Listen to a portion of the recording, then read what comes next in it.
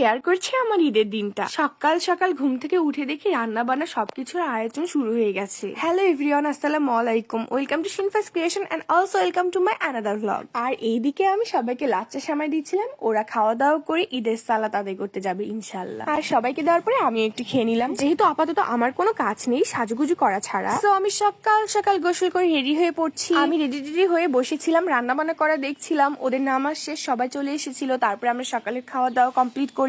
অনেক মেহমান এসেছিল, সবাইকে খাওয়ালাম। সব কাজ করার পর কি করব ভাবছিলাম, কিছু করার ছিল না, কারেন্ট ছিল না, নেট ছিল না, বাতাস ছিল না, কিছুই ছিল না। পরে আমি একটু বাইরে গেলাম, দোকানে গিয়ে দেখি কি নেওয়া যায়। তারপরে চিপস নিলাম, মামা বিস্কিট নিলাম, আরো কি কি সব নিলাম, সবকিছুই দেখাচ্ছি। যেহেতু কারেন্ট নেই আর এত গরম, একটুখানি ঠান্ডা পানির জন্য মনে হচ্ছে আমার আত্মাটা ফেটে যাচ্ছে। আমি দোকানে গিয়ে জিজ্ঞাসা করেছিলাম 7 আপ আছে কিনা ঠান্ডা, বা পিওর ওয়াটার আছে কিনা ঠান্ডা, কিন্তু ঠান্ডা পানি ছিল না আর 7 আপও ছিল না। পরে আমি একটা স্পিড নিলাম, যেটা অলওয়েজ আমার ফেভারিট। এরপর নিয়ে গিয়ে বাইরে বসলাম, বসার পরে আস্তে আস্তে একটা একটা করে খাওয়া শুরু করলাম। ফোনটা অফই ছিল, কোনোভাবে সোলারে ফোনটা চার্জ করেছি। আর সারাদিন যাবত সালামি নেওয়া বা সালামি দেওয়ার যে ব্যাপারটা, এটা তো লেগেই ছিল। মানে এমন একটা অবস্থায় ছিলাম গরমের চোটে, যে সবকিছু মিলায়া ওই একটাই যেন শান্তির জায়গা, সালামিটা পাওয়া। আমি এখনো বাচ্চাই আছি, আমার সালামি পাইলে এত ভালো লাগে। ঈদ মানেই খুশি, ঈদ মানেই মেহেদি, ঈদ মানেই সালামি, ঈদ মানেই নতুন জামা, ঈদ মানেই ভালো মন্দ খাওয়া দাওয়া, ঈদ মানে ফুল অফ মাস্তি। আলহামদুলিল্লাহ, অনেক বছর হলো মামা বিস্কিটটা খাওয়া হয় না, অনেকদিন পর খাইলাম। মামা বিস্কিটটা হাতে নিয়ে খুলে যখন আমি খাওয়া শুরু করলাম, খাওয়া শুরু করার আগে যখন আমি খুললাম, তখন দেখি এর ভিতরে একটা স্টিকার।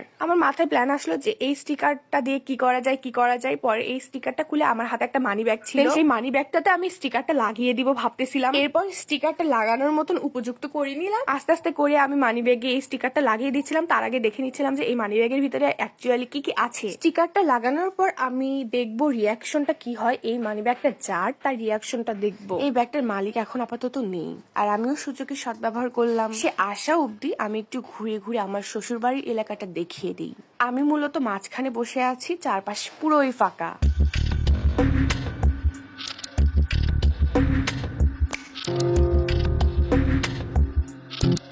ধরো, এই যে অতঃপর দীর্ঘ অপেক্ষার পর ব্যাগের মালিক চলে এসেছে। খোলো ব্যাগ, খোলো।